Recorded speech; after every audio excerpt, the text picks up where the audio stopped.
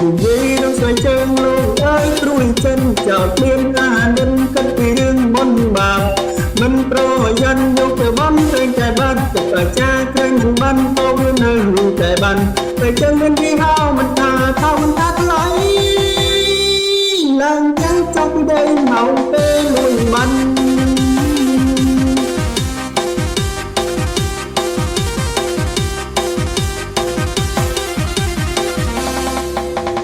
ទៅបនការសែនគួបកំណើតបនសុំបនកើតឆ្នាំជាតះវ័នចូលឆ្នាំណាំក្តាំទៅតែវត្តនៅស្រុងស្ងាយចិនសបាយចិនគុំគ្នាអាឡ័យសបាយបំនឹងមានឡាននេះចង់មកចិនទេគុំទេលួចទៅបាន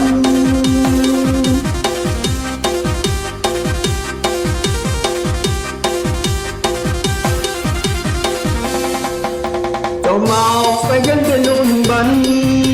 ចូលមកស្វែងរកលួនបានចលួនស្វែងរកសែនឆ្លានគេដោអាគិចាំងទុំហើយ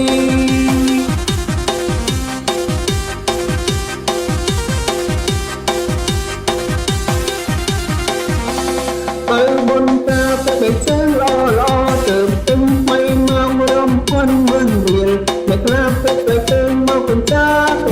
មកដូចយកអាឡោមកពូនគ្នាខ្ញុំតាទៅជើងត្រង់មិនទៅជើងផ្លូវអងកាយបោហេតុដឹងទេនឹងទៅបាន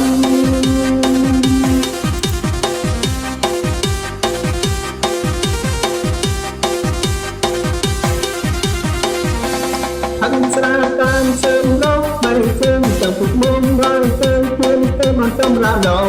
ទៅស្វែងជើងនឹងពេលទៅស្រែកឡើងនឹងទៅសុំបីជើងនឹងខំទៅស្ដាយផងអមថាមិនបានទេបងសូមផ្ទះទុកអមថាក្រំគ្នា